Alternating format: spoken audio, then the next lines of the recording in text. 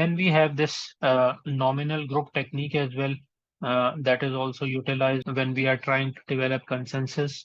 So this is basically structured face-to-face meeting where we are trying to generate ideas and prioritize them with immediate feedback coming from the participants. Everyone present their idea, and this technique can also be used as part of collecting requirements as well. The idea is generated, they prioritize them, they share their feedback, they discuss about it, that how they think about it, uh, and people ask questions from each other, and then they do the ranking and voting.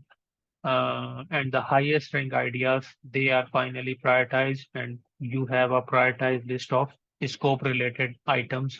So this also helps in not only generating ideas or generating requirements, but also prioritizing them in an interactive kind of session, which is face-to-face methodology, where people ask questions, ask clarifications, they assess advantages and disadvantages, and finally they vote on the different ideas, and ultimately you have a prioritized list of features or requirements.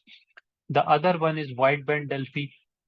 It is also an iterative group discussion process, but it is not face to face. It is an anonymous activity where you select different experts, you provide them with the information, uh, you gather estimates, gather feedback anonymously. That feedback is then combined, aggregated, and then it is shared with everyone again anonymously.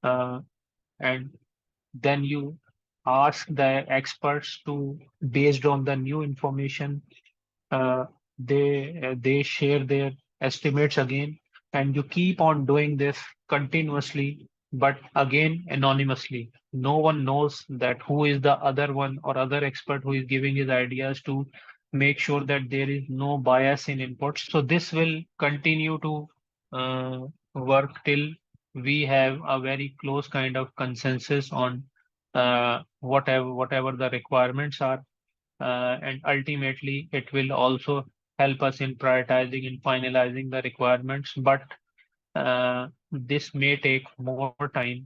You may have you may have to conduct several rounds, whereas in nominal group technique, uh, it is face to face, and we have a single setting in which people discuss, and we have the finalized list of requirements. Whereas wideband Delphi, it is anonymous, and to avoid any bias, because in nominal group technique, bias can happen. People can influence each other, but in this anonymous kind of setting, we can avoid this bias. But again, the disadvantage of this can be that it may require more time to bring to a conclusion or a consensus-based decision. So these are two more important techniques that we can utilize to develop or bring consensus around certain requirements. And this we talked about already. You can have a look at what are the differences between wideband Delphi and nominal group. Again, these are